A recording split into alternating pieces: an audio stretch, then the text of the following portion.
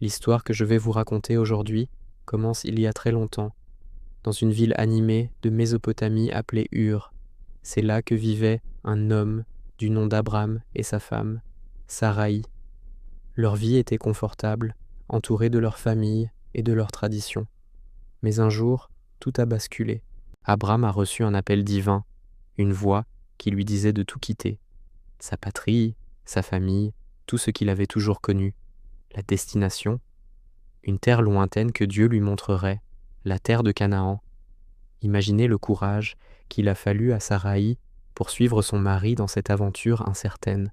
Ils ont emballé leurs affaires et ont entrepris un long et périlleux voyage à travers le désert. Ils ne savaient pas exactement où ils allaient, mais leur foi était leur boussole. Arrivés en Canaan, une nouvelle vie a commencé, mais elle n'était pas sans défi. Le plus grand chagrin de Saraï était sa stérilité. Dans cette culture, ne pas avoir d'enfant était une source de grande tristesse et de honte.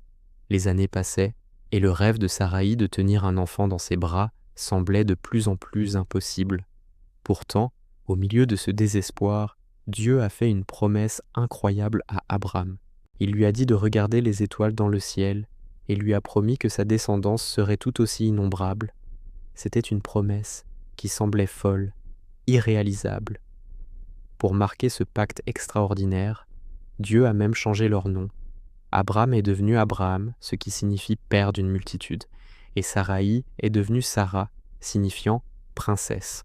Ce changement de nom était un signe que leur destinée allait être transformée. Mais comment cette promesse pourrait-elle se réaliser? Sarah avait maintenant 90 ans et Abraham en avait 100. L'idée même d'avoir un enfant à leur âge était tout simplement absurde.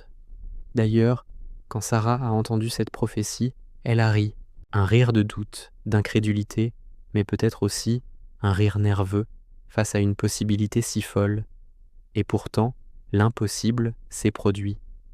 Contre toutes les lois de la nature, contre toute attente, Sarah est tombée enceinte.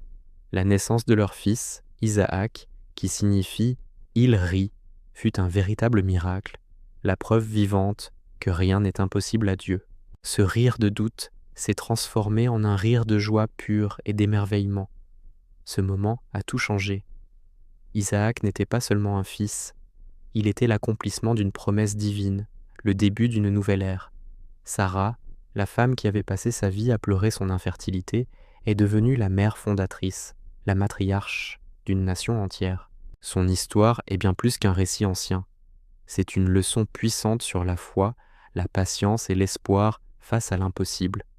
Elle nous rappelle que, même lorsque tout semble perdu, des miracles peuvent se produire et que les plus grandes bénédictions arrivent souvent au moment où on s'y attend le moins.